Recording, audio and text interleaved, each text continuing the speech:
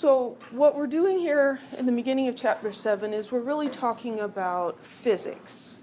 But we have to understand some physics before we can understand the chemistry. So we'll probably not actually get to the chemistry today, so just bear with me. We need to understand some things about light. Light is a form of electromagnetic radiation. It's composed of perpendicular oscillating waves, one for the electric field and one for the magnetic field. Let's look at a picture of that. So the electric field in this illustration is going up and down vertically as it travels along. The magnetic component is going back and forth horizontally as it travels along. They're traveling together, but they're oscillating at right angles to each other. So an electric field is an area, a region where an electrically charged particle is going to experience a force. Say a positive anion or a negative positive cation or a negative anion. A magnetic field is a region where a magnetized particle will experience a force. You can play around with magnetic fields a little easier. You can take two magnets and hold their north poles together, and you'll see that there's a resistance to pushing them together. That's a magnetic field. The magnet will act on some surfaces and not on others. It generally, one of the things that people, well, maybe some people like it, some people don't like about stainless steel refrigerators is they're not magnetic. You can't stick magnets on them. I like my refrigerator. I'm not sure what's under that old white paint, but magnets stick to it, right? So we can hang up all kinds of stuff on there. So light's a form of electromagnetic radiation. There are many other forms. They all travel at the same speed. And that speed is the speed of light. 3 times 10 to the 8th meters per second. Okay? And that is usually given the letter C, lowercase c, usually stands in for the speed of light. So all the different forms of electromagnetic radiation travel at the same speed.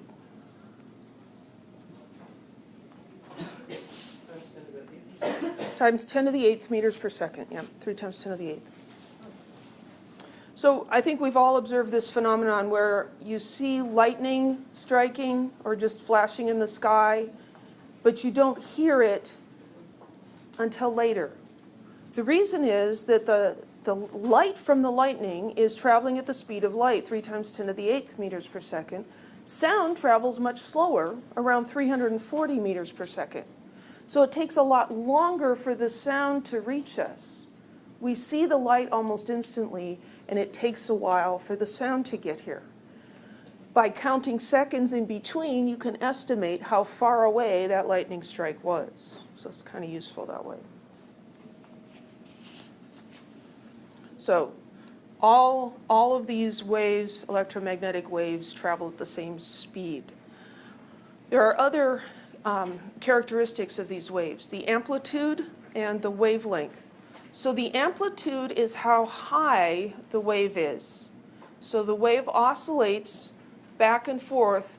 There's a maximum and a minimum, and then it goes through zero. So the distance from zero, or we call that the node, that's the amplitude. This is related to the intensity of light, how bright the light is. So very bright light has high amplitude, a dim light has low amplitude. The wavelength measures the distance from one crest to the next crest. It's the length of the wave. So here's difference in amplitude. We observe that as dim or bright light.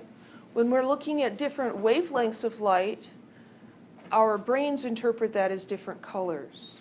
So a longer wavelength will be the red light, yellow light's in the middle with kind of a medium wavelength. Shorter wavelength is going to have a blue color. You start thinking about, how does my body take in this electromagnetic radiation and convert it into vision? That'll keep you up for a while at night. Another characteristic is frequency. Oh, I should have mention these letters. Wavelength is given the symbol lambda. That's a Greek L. It looks like an upside down Y. Frequency is given the Greek letter nu, which bears an unfortunate resemblance to a lowercase v. Frequency is not at all the same thing as velocity. Frequency is how many waves pass a point in a given period of time. So there are always waves on the ocean, right? So imagine going to Pismo and standing on the beach, and you're just like ankle deep in the water, and the waves come crashing in. You could count how many waves crash into you, say, in 10 minutes, right? And then you could find the frequency of the waves. It's not always the same. So that's the number of waves. We often call that the number of cycles, because the wave is up and down and back up again, one cycle. Units for frequency are hertz, abbreviated Hz, or cycles per second. So 1 hertz is 1 cycle per second. The total amount of energy is proportional to the amplitude of the waves. It's also proportional to the frequency. So if you think about standing in the surf, right, and these waves hitting you, you experience a force when they hit you, right? If you have a really big wave comes and wash over you, it may very well knock you down, right? There's a lot of energy in those waves. Which has more energy, a really tall wave or a short wave? Tall wave has more energy, right? So let's think about maybe medium-sized waves. You're standing there. Which is going to, how to phrase this? Are you going to be more pounded or battered by waves coming frequently or less frequently? The more waves that come in a short period of time, the more like, whoa, I can't take this anymore. If you've got 5 waves coming every minute, you're going to just like be pounded, right? If you're standing there and there's 1 wave every 5 minutes, you're like, yeah, this is nothing. I can handle this. You have time to recover in between, right? So I'm talking about ocean waves because these ideas of, well, which is more energy, which is, frequency, all these different things, they're hard to keep straight. And so if you think about your experience or imagined experience with ocean waves, that can help. So the waves are traveling at the same speed for electromagnetic radiation. What happened there? I pushed the wrong button. So let's think about this.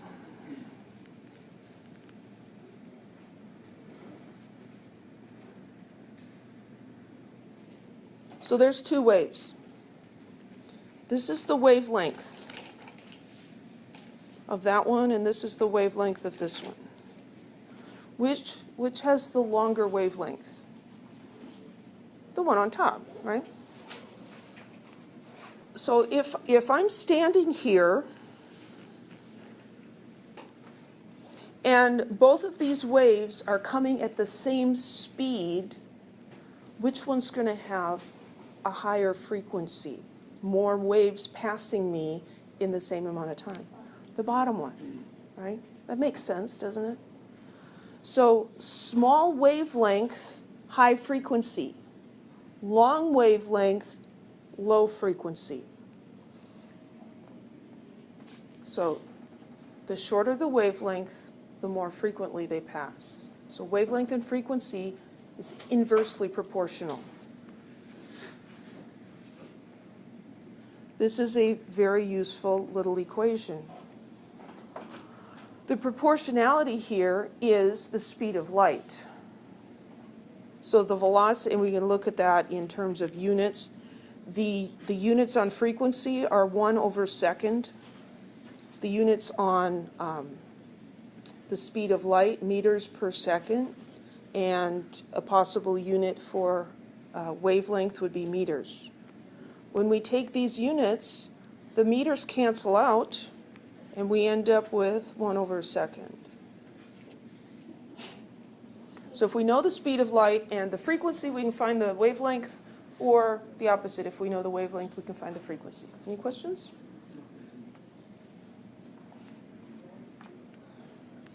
Mentioned earlier that the color of light is determined by its wavelength. It's also determined by its frequency because they're related, but we usually think of it in terms of wavelength. White light, like the light that comes from the sun, is a mixture of all the different colors. It's called a spectrum. When it passes through a prism, it's separated, and we see this continuum of colors.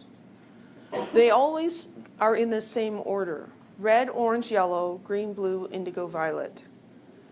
You should remember that order. One way to do that is Roy G. Biv, like somebody's name.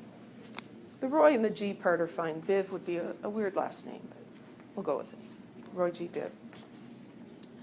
This is why when children draw rainbows, we can tell they're drawing a rainbow, but sometimes it's like, there's something wrong with that rainbow, because they've got the colors in the wrong order.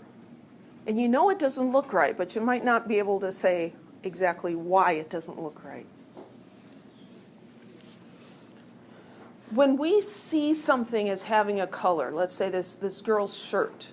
So white light is coming and hitting her shirt, and the shirt is absorbing most of the light.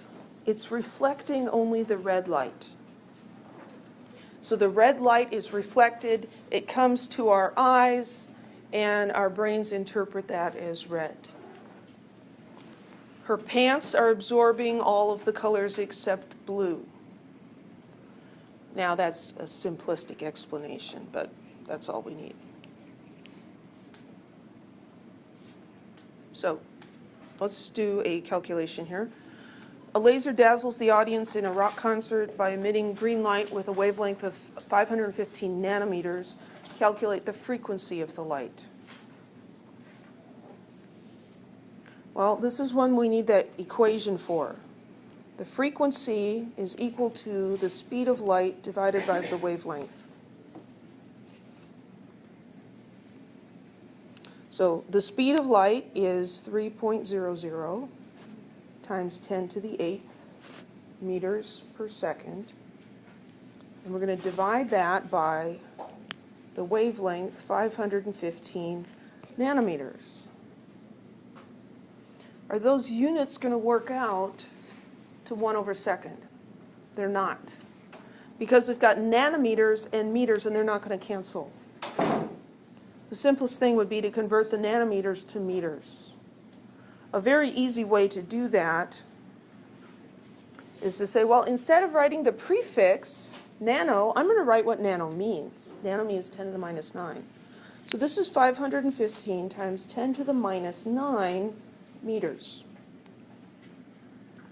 This is what nano means. That's not proper scientific notation. Your calculator doesn't care. So to do the calculation, then we've got 3EE8 divided by 515 EE minus 9. We're going to get a big number. We're going to have 3 significant figures, so 5.83 times 10 to the 14. And the units can be written in several different ways. You can write it as 1/2, or you could write it as second to the -1 power, or you can write it as hertz. Whichever one you like is fine.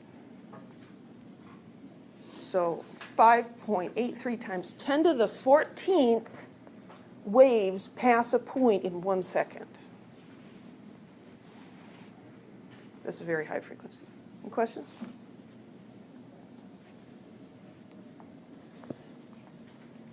Visible light is part of the electromagnetic spectrum. It's a very tiny part.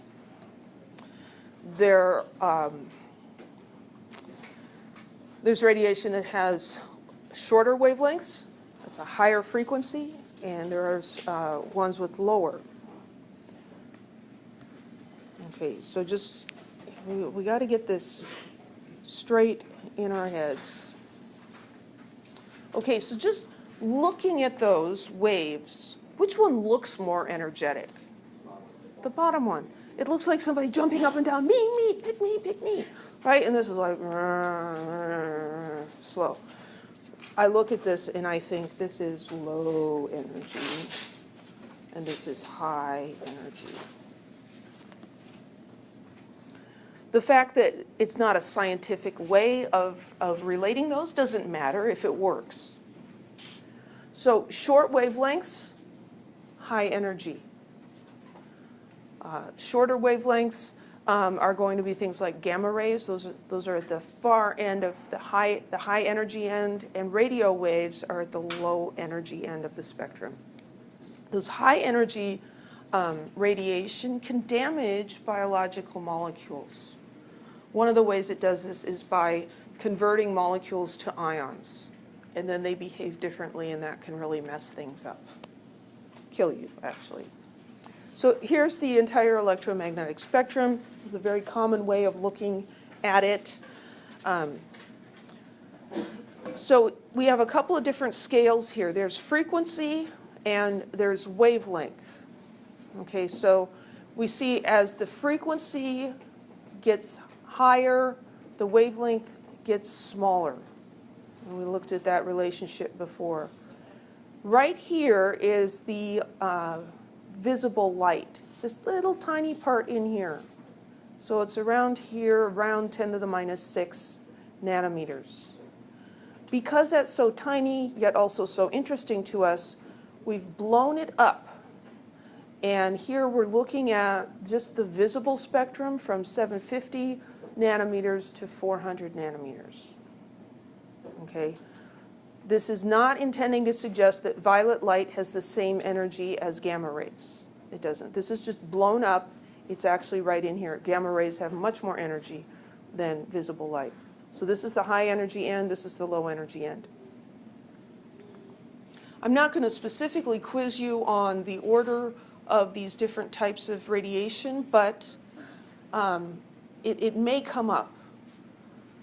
So the way I remember this is that acronym ROY G BIV, so red, orange, yellow, green, blue, indigo, violet. And so I put those in order, and then I have to decide, well, which has got higher energy? Well, right above, right next to the violet is the ultraviolet. This is UV radiation. This is the stuff that's present in sunlight that gives you a sunburn. It can burn your skin because it's higher in energy. So that's how I remember ultraviolet. That's the high energy. So this is the high energy end. Infrared is below red. And this is actually heat energy. If you've ever gone to a motel where they have a heat lamp in the bathroom, you turn it on, it's got kind of this weird reddish glow, right? Because you're getting a little bit of visible light from it, but mostly it's just emanating heat. So that's the infrared. And then below this we have microwaves and radio waves. Here's our very important cell phone signals, FM, TV, and AM. Above the ultraviolet are X-rays. Those are more energetic, can be used to take pictures of your bones. And then above that are gamma rays. Any questions? Which created the Hulk, yes. So you should read about these different types of radiation in the textbook. I'm not going to read that to you. A prism can be used to separate light by wavelength. So as the light comes in here, it interacts with the prism and is bent at different angles because of the different wavelengths that it has. And so when we take white light containing all different frequencies and wavelengths, we see this continuous spectrum or rainbow. And water droplets can do this. All kinds of clear materials can do that. Infrared light can be useful too. Thermal imaging or night vision scopes use infrared light. You recognize anybody in the picture? Yeah, that's me. This is my daughter, Emily. We got to go on a field trip to NASA's Jet Propulsion Laboratory in Pasadena. It's very, very cool. And so here they have a camera set up and this monitor, and it shows you regular video feed and IR. And so what it's measuring here is light in the infrared region, okay? So you can see our faces are warm. My cell phone's probably warm because it was in my pocket. Our hair, our clothing is cooler, and then the background is cooler still. These are not actual colors. The infrared camera is taking in these different wavelengths of electromagnetic radiation, and a computer interprets them and displays them as different colors so that we can see them. This can be used to find fugitives in the dark, or hunt for victims in some sort of a disaster where you can't see them visibly, but anything that's warm will show up. High energy radiation, of course, can be really dangerous and kill you, but we can also make use of it to save lives. One technique is to use radiation, small beams of radiation from different directions to focus on a tumor that can't be removed surgically. Because, you know, if it's in the middle of your brain, they're going to destroy some important stuff going in there to cut it out. These radiation beams are going to damage the tissue that they pass through. But we can minimize the damage by just doing a low energy, low intensity beam. And if it all focuses on one tumor, the tumor's getting hit from multiple directions, and so all of that adds up and can be used to get rid of the tumor. So that's kind of a cool application of high energy electromagnetic radiation. So waves can interact with each other, and that interaction is called interference. And the interference can be in a constructive manner or a destructive manner. If you have two waves that are in phase, meaning their peaks match up and their troughs match up, they will add together and have a much higher amplitude. That's constructive interference. When the waves are exactly out of phase, you have a peak matching up with a trough. And so when those add together, we get destructive interference, and they can actually cancel each other out. This is how noise-canceling headphones work. They take the sound waves that come in, and they shift the phase and feed it back, and then it cancels out. It's pretty cool.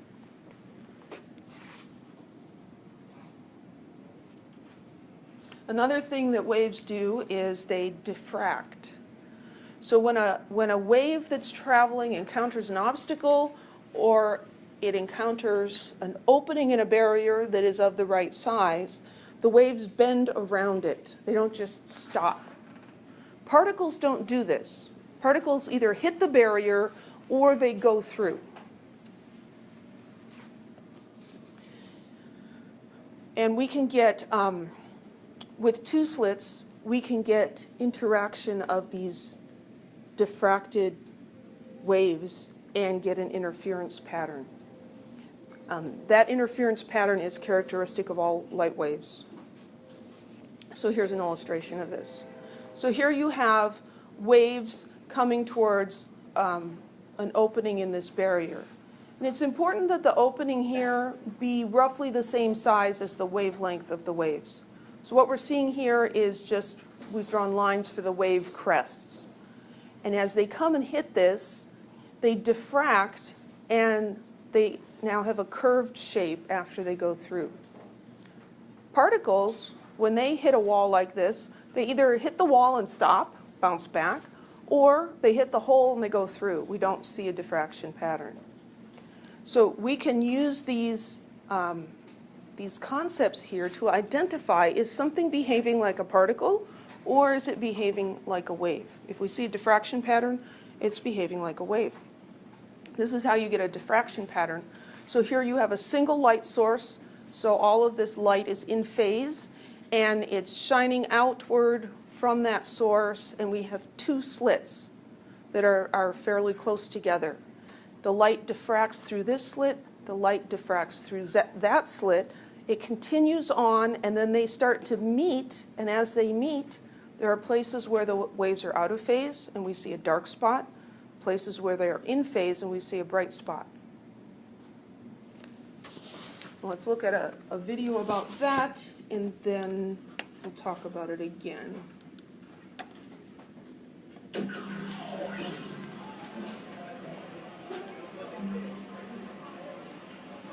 What is light? What is light? What is light? That's a good question, isn't it? What is light?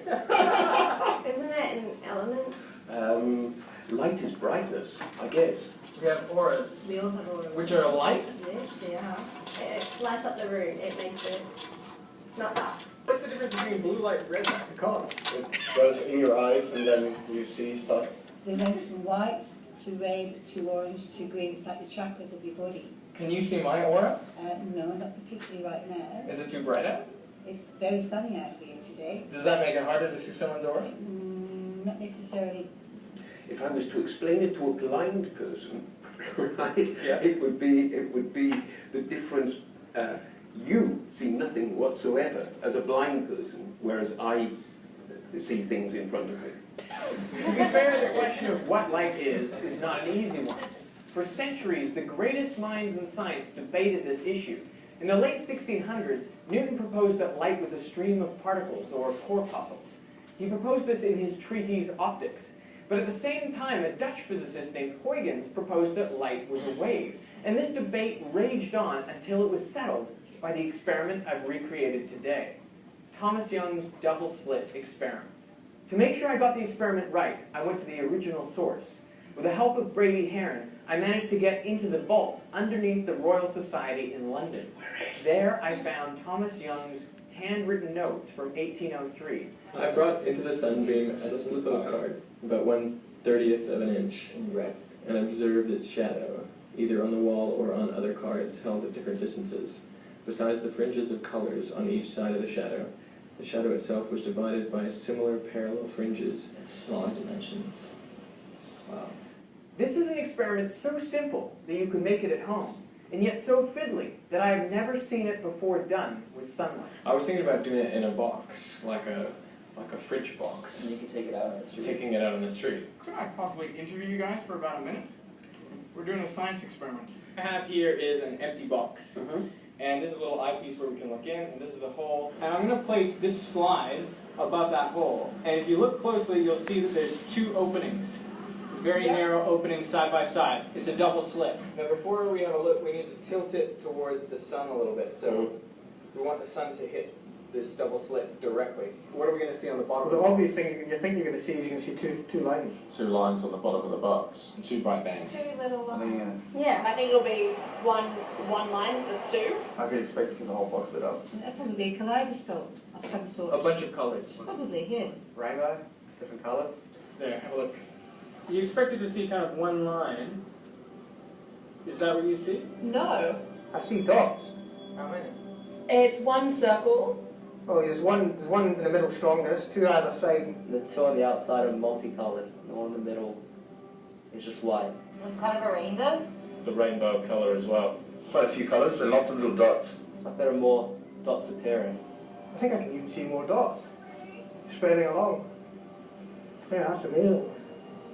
Yeah, I can see tons of dots now. Not tons, but I can see dots spreading across that way. Either side. Yeah, definitely. Isn't that amazing? Yeah, that's incredible. And that's just nothing else apart from Two slits. 2 slits.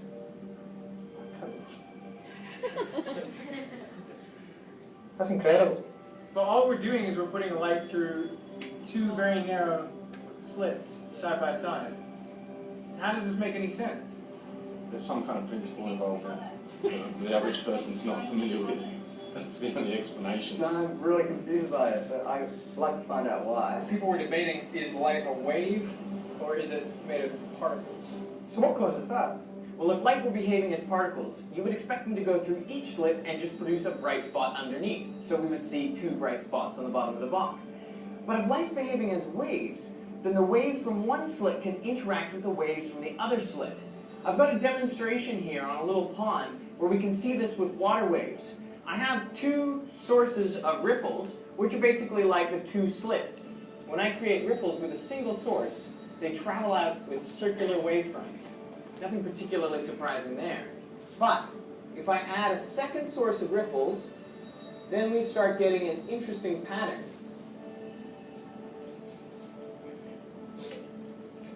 This pattern is created by the ripples in the two sources interacting with each other. Where they meet up peaks with peaks and troughs with troughs, the amplitude of the wave is increased. That's what we call constructive interference. But if the peak from one wave meets up with the trough from the other, then we get destructive interference, and there's basically no wave there. And this is exactly what was happening with the light. When the light from one slit met up peaks with peaks and troughs with troughs, they constructively interfered and produced a bright spot. But if the trough from the wave from one slit met up with the peak of the wave from the other slit, they would destructively interfere, and you wouldn't see any light there. It's light cancelling itself out. It's basically the same as like having 2 drops of water fall in a swimming pool. That's right. Exactly the same And they pattern. go and overlap. As this ripple overlaps with those ripples, Yeah. down the bottom, you get a series of, you get like a bright spot, and then a dark spot, and then a bright spot, and then a dark spot, and a bright spot. Now there's a slight complication, which is that sunlight is composed of many different colors, and they have different wavelengths. So obviously they're going to meet up at slightly different points. And that's what caused the rainbowing effects as we go further from the central maximum. So you saw the ones to the right were slightly colored. Yeah, That's it's like because working. the reds are going to meet up at different places than the blues. And that's all that makes the colour differences in different wavelengths. Exactly. That's amazing. So the difference So between there's red so and blue... that red bin over there, and the green part, are just, I'm seeing It's a that, different- it's just different different wavelength. And that's how we bring in all these beautiful colours all around us. Exactly. That's amazing. I'm amazed. Oh, good on you, thanks, Hey, Ben. thank you. I have been enlightened, literally.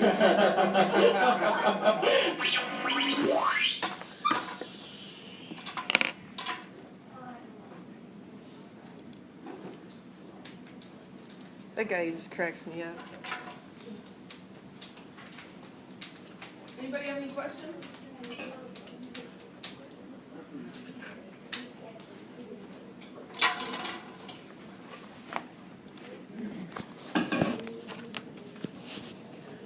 So what they saw on the bottom of the box was this pattern where the light was constructively interfering, a white spot, and then there was a little dark spot, and then light and dark and light and dark, and the colors began to separate as it moved out because the wavelengths are slightly different. So any questions? This behavior, this diffraction pattern with the double slit, demonstrates that light is behaving like a wave.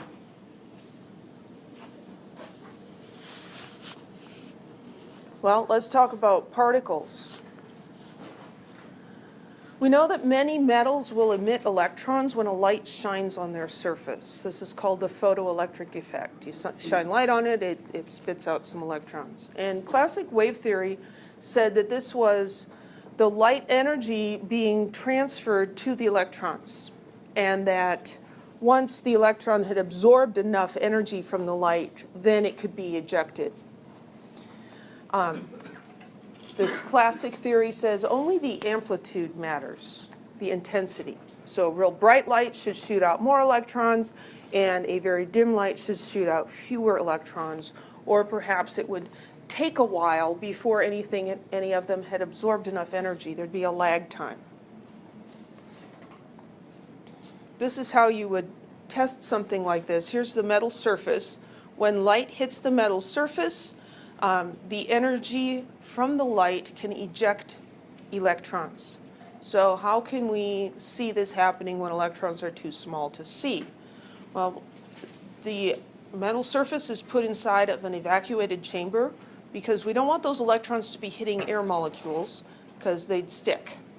So we need it to be a vacuum so there's nothing for those to run into. And we're going to set up an electric circuit here. So the metal surface is going to be at the negative end of the battery, and there's going to be an electrode over here that's going to be positive. When light hits this surface and ejects electrons, the electrons will be repelled by the negative and attracted by the positive, and they'll travel across. And then we can measure the electric current with a meter. So you can mess around with shining different colors or different intensities of light and see how that affects the current. That's a reflection of how many electrons are being emitted. So what was observed is that if you increase the frequency of the light at low frequencies, it doesn't matter how bright the light is or how long you shine the light on the metal, there are no electrons that are emitted. As you increase the frequency of the light, you get to this point called the threshold frequency. At that point, lots of electrons get emitted. There's no lag time, it's just instant. Above that, intensity matters, but the wavelength or the frequency does not. So higher frequency is not necessarily going to get you more electrons, but at any given frequency, if you up the intensity, you will get more electrons. Any questions? So how to explain this? Because the wave nature of light does not explain this. Waves don't behave like that. So Einstein proposed that light energy is delivered in packets, that light energy is actually a stream of particles, and those light particles are called quantums or photons. So the energy of a photon is going to be proportional to its frequency. High frequency, high energy. Because frequency and wavelength are inversely proportional, the energy is inversely proportional to the wavelength. So here's the equation. The energy of a photon is equal to a constant h times the frequency. So E equals h nu, or we can also express it this way, E equals hc over lambda, where c is the speed of light. This constant h is called Planck's constant, and it has this value, 6.626 times 10 to the minus 34, and the units are joules times seconds. You don't need to memorize that. You're welcome. I have a hard time remembering it. So we can do some problems involving that equation. A 100-watt light bulb radiates energy at a rate of 100 joules per second. The watt is a unit of power, and power is energy over time, not energy it is energy divided by time. So a watt is the same as a joule second. If all the light emitted from this light bulb has a wavelength of 525 nanometers, how many photons are being emitted per second?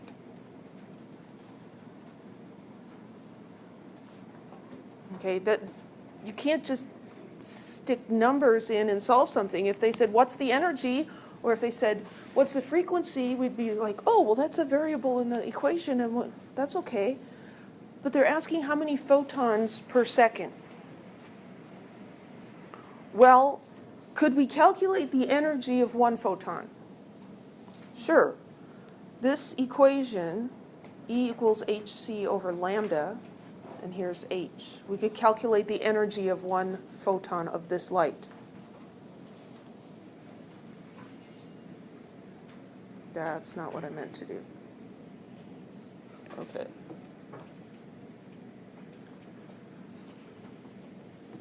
H equals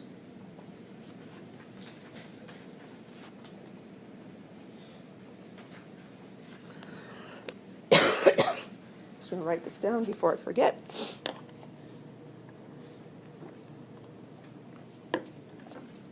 So that's what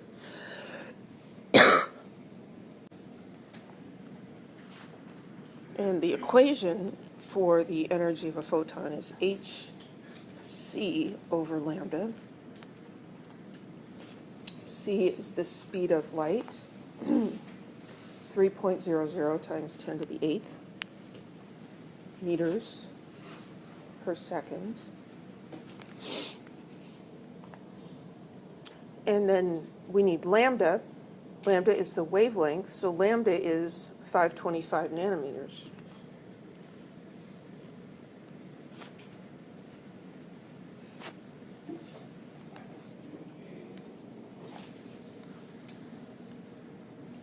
So energy of one photon equals h 6.626 times 10 to the minus 34 joule seconds times c, 3.00 times 10 to the 8th meters per second, divided by the wavelength, 525 nanometers. Are the units going to be okay? No, they're not. So here we've got seconds canceling, but meters and nanometers aren't going to cancel. So we need to do the same thing we did earlier. We need to convert this to meters. So we can write times 10 to the minus 9 instead of the prefix for nano, meters. And now the meters are going to cancel out. And we're going to get units of joules. So 6.626 times 10 to the minus 34 times 3 times 10 to the 8th divided by 525 times 10 to the minus 9. We got lots of really big numbers and really small numbers here. So I'm getting 3.7, should have 3 sig figs, 786, 3 times 10 to the minus 19 joules. And that's the energy of what? 1 photon. So that is equal to, we could say, 1 photon. Every photon has that much energy.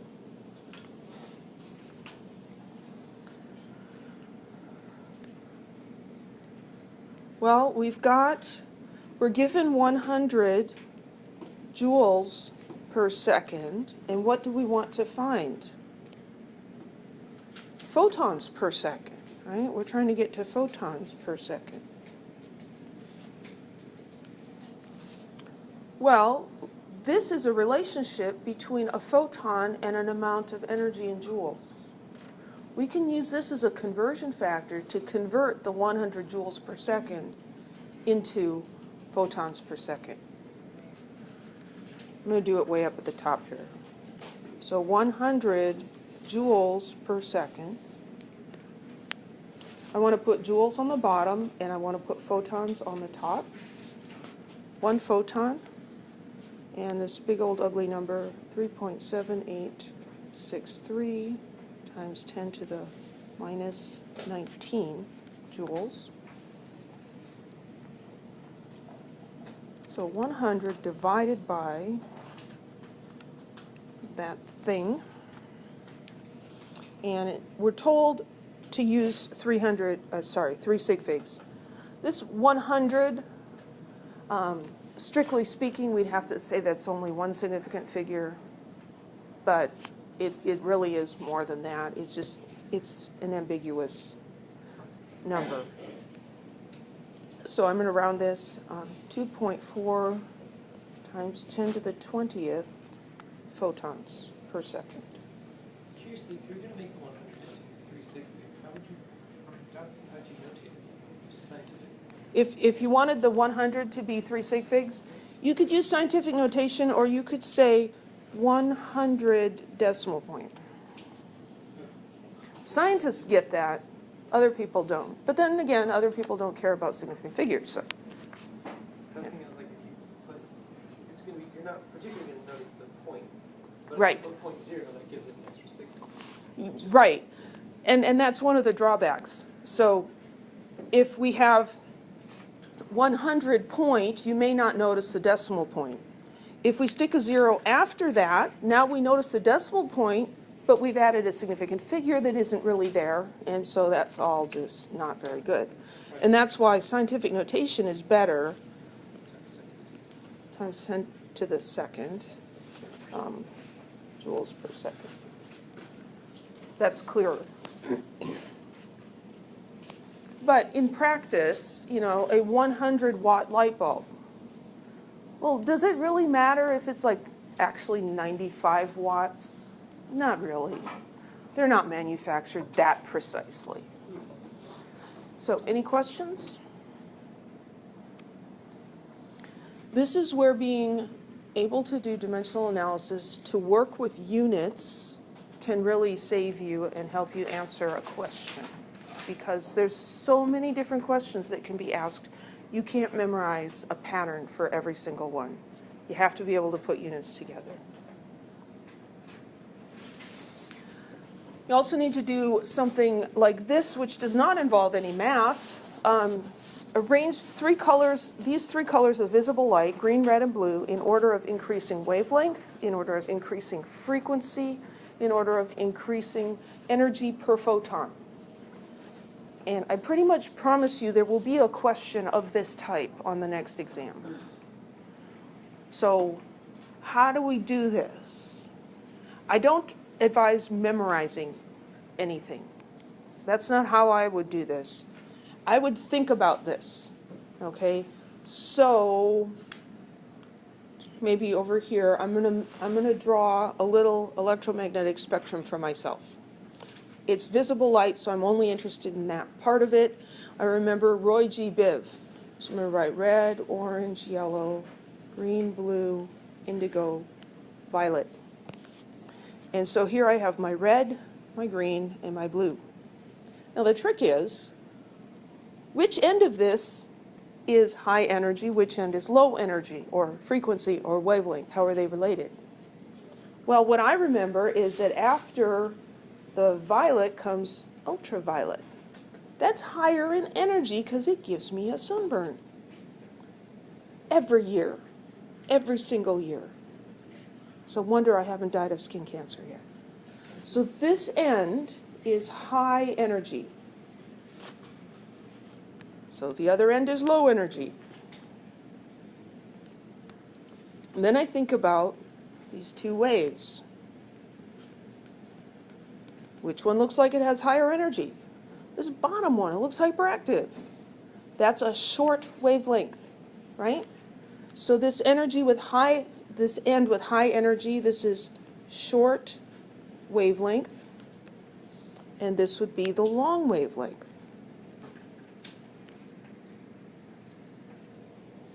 When you think about frequency, think about standing here and these waves passing you at the same speed. This wave is going to hit you less frequently than this one. This is high frequency, that's low frequency. So short wavelength is high frequency. And this is going to be,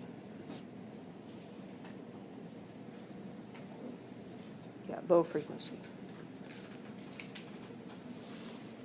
So if you can reason that out, then you just read off your little diagram there and answer the question.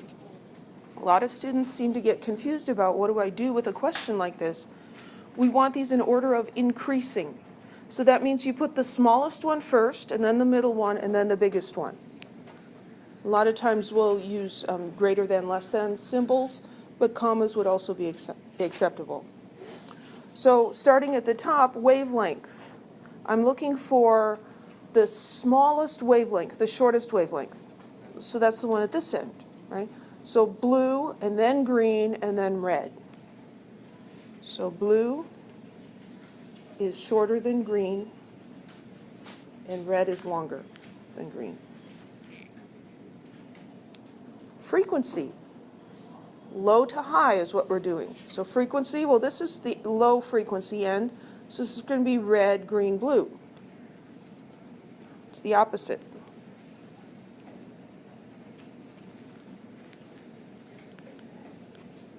And then energy.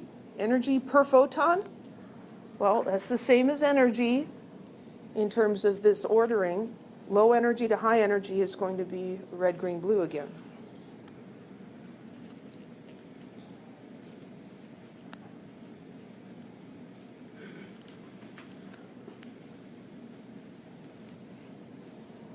These two are the same order. The other one is the opposite. You're never going to have one where green is not in the middle. Any questions about problems like that?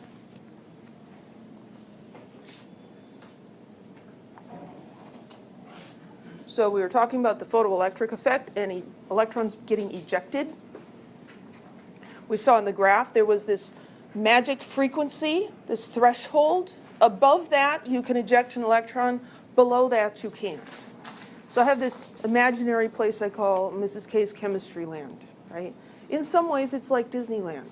So let's talk about Disneyland. When you go to Disneyland, you have to buy a ticket to get in. Anybody know how much one day passes? Super expensive, yeah. 97? Okay, we'll call it 100, right? Easier. So $100 to get into Disneyland. If you show up at the gate with $95, are they going to let you in? No. Because Disneyland is not the happiest place. It's the happiest place on earth if you're stinking rich. My youngest son is 8, and he has never been to Disneyland. Because when I think about taking my kids to Disneyland, I'm like, well, there goes like $1,000. Just on tickets. Just on tickets. The kids like to eat during the day, and if you're going to go do it, you might as well do it for several days because it's not that much more expensive. And then you have to get 2 rooms in a hotel, and you're like, oh my goodness. Anyway, so he's never been there. I will take him someday, or I'll wait till he's a senior and goes to school maybe. Anyway. The last time I went, it was only $40 a day. $40? It's been that long. Nice. I think I was 12. Yeah. That was only 20 years. Okay. So the threshold frequency is like the entrance fee at Disneyland. What if you have $125? Will they let you in? Yes. Sure. They'll take your $100, and what do you do with the $25? You take it in with you, and you spend it on stuff in the park, right? One thing. Yeah, you could probably get a soda. $25, right? So phi is the binding energy of the electron. That's the amount of energy needed to pull the electron off of the metal. It's like buying the ticket to Disneyland. If we irradiate the metal with higher frequency photons, they have more energy. What happens to the extra energy? It is just kinetic energy that the electron has as it's leaving. So the excess energy becomes kinetic energy. When you go to Disneyland and you have more money than just what you need to buy the ticket, you take it inside and you spend it on other things, right? So the kinetic energy of the electron that is spit out is the energy from the photon minus that binding energy. It's the energy, it's just the money you had in your pocket minus the money that you had to pay for the ticket. And so the energy of the photon is h nu, and then you subtract phi, and that's the kinetic energy.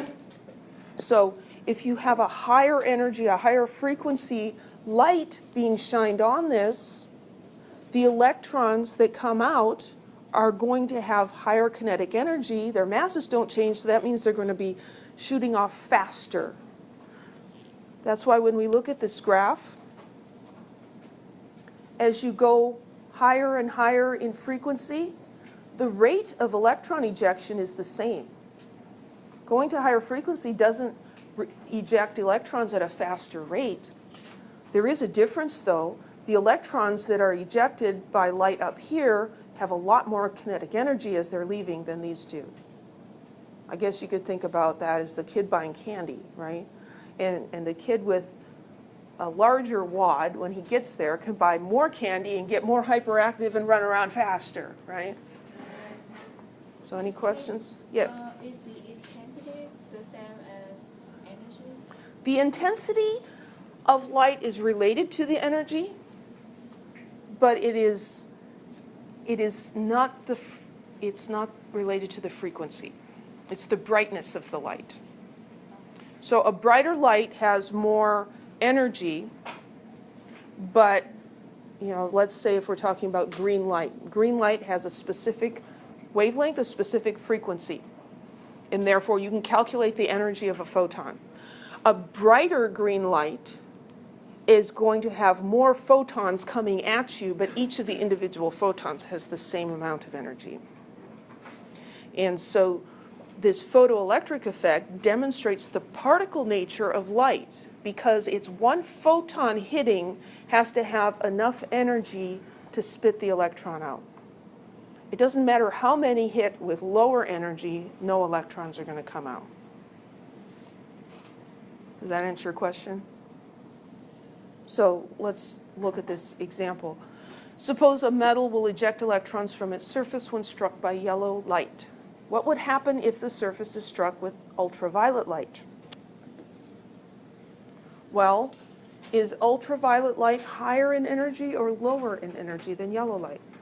It's higher. It can give you a sunburn. Yellow light, not so much. So higher energy,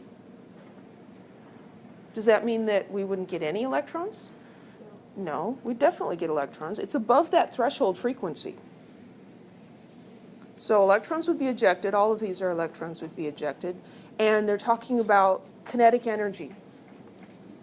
So a higher frequency, higher energy ultraviolet light, what would that do to the kinetic energy of the ejected electrons? It would increase their kinetic energy. So then we're going to pick the one that says greater kinetic energy than those ejected by yellow light. Any questions? It's all about going to Disneyland and buying candy. Easy. So sometimes light behaves like a wave. It makes those diffraction patterns. Other times, light behaves like a particle, the photoelectric effect, and how the electrons are ejected.